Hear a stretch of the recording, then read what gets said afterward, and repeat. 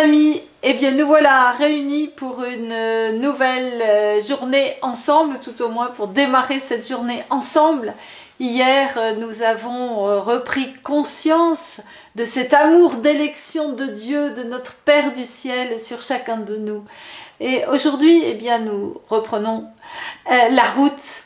Et peut-être que ce matin, tu démarres ta journée avec un sentiment de fardeau sur les épaules, de trop plein de choses, de problèmes, de situations compliquées dans ta vie, et peut-être aussi un sentiment de solitude face à tout ce qui se présente dans ta vie de compliqué, de difficile.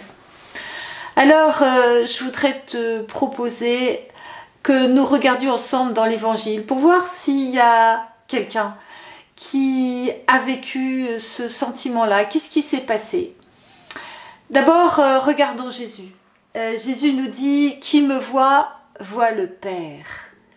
Alors, comment est Jésus? Qu'est-ce qui nous montre du Père? Comment est le Père finalement?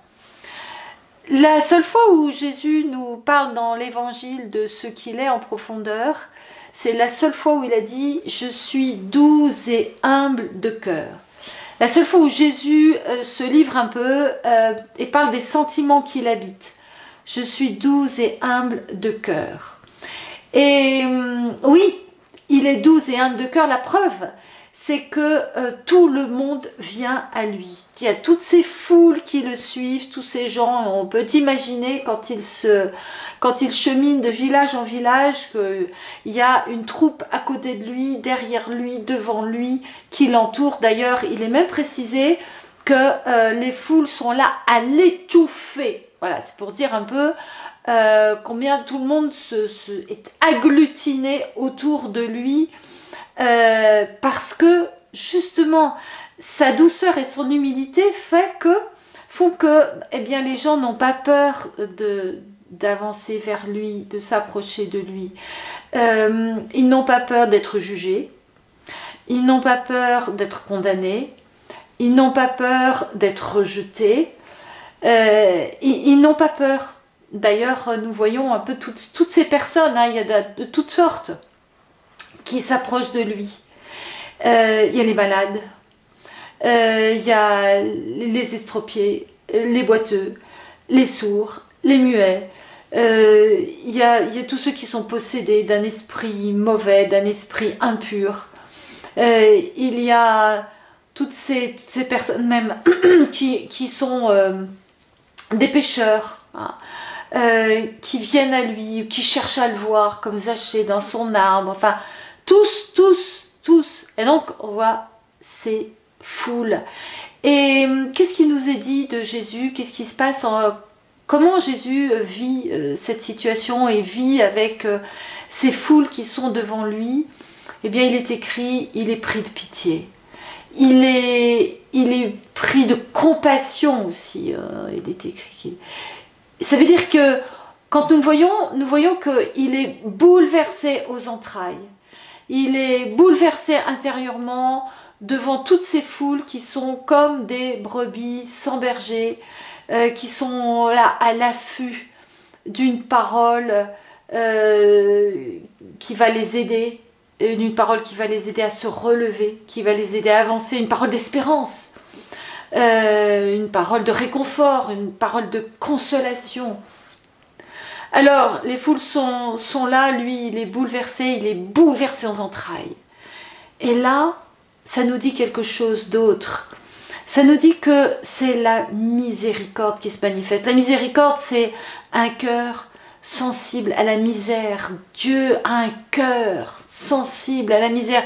Il est sensible à notre souffrance, il est sensible à notre péché, il est sensible à nos maladies. Bon, on en reparlera plus tard.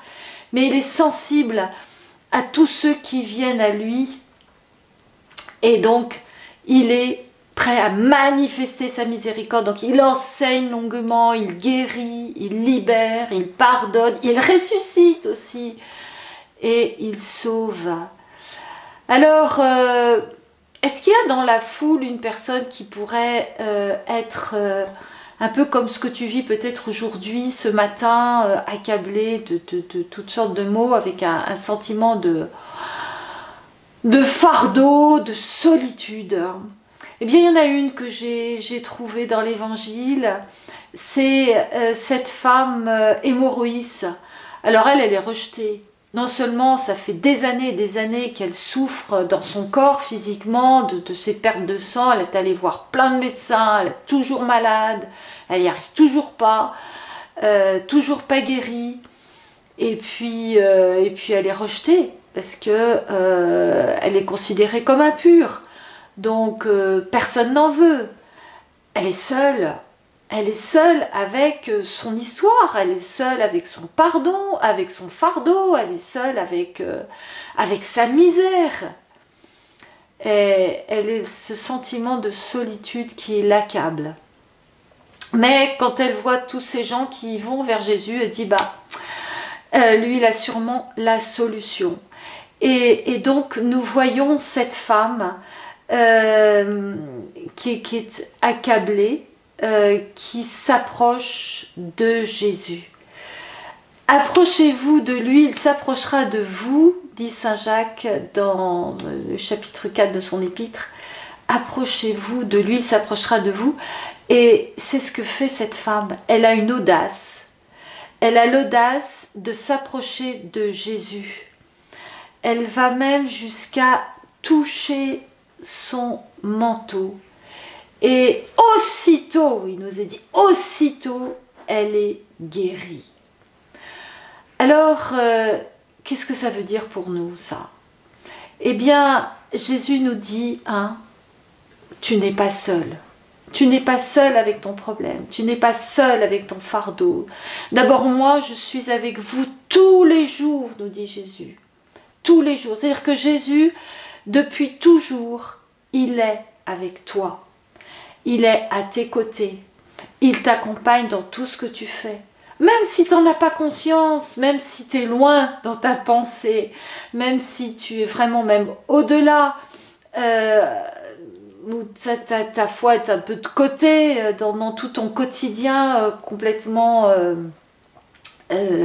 trépidant, avec tous tes problèmes. Et bien Jésus te dit, je suis là. Je suis là. Et toi, est-ce que tu es là? Est-ce que tu es là avec moi?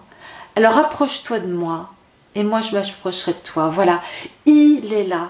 Il est là. Et aujourd'hui, il veut même t'inviter, oui, justement, à t'approcher de lui et à venir lui confier tous tes problèmes, ton fardeau, tes souffrances, ta solitude. Dans ta solitude, Jésus te dit, je suis là. Et je t'invite, viens, toi, mon enfant, viens te mettre auprès de moi. Prends conscience que je suis là. Prends conscience que je suis là et que je suis près de toi et que je connais ton problème. Je connais ton problème et je t'invite à venir puiser auprès de moi tout ce que ton cœur désire, toute ta soif. Parce que moi, aujourd'hui, je suis là pour te relever, pour te restaurer, pour te décharger de ce fardeau qui pèse sur toi, parce que moi, je t'aime et moi, je veux te transformer. Viens à moi, ne crains pas, n'aie pas peur, n'aie pas peur, et moi, je viens pour te transformer. Voilà, chers frères et sœurs, chers amis, eh bien, je vais prier maintenant. Prions ensemble. Seigneur Jésus, toi tu connais chacun. Tu sais ce que chacun porte de souffrance, de difficultés, de fardeau, de solitude. Je te demande pour mon frère, ma sœur qui se trouve là derrière à écouter. Je te demande de venir lui manifester ta présence aujourd'hui. Hier, tu lui as manifesté ton amour, ta bénédiction, ta faveur. Tu as voulu mettre ta joie en elle, en lui. Aujourd'hui, je te demande et je te remercie par avance Père, de venir lui manifester ta présence. Viens manifester ta présence, viens manifester ta consolation pour que aujourd'hui son quotidien soit transformé, qu'elle puisse goûter à ta présence et que cette joie la transforme tout entière tout ce jour. Amen.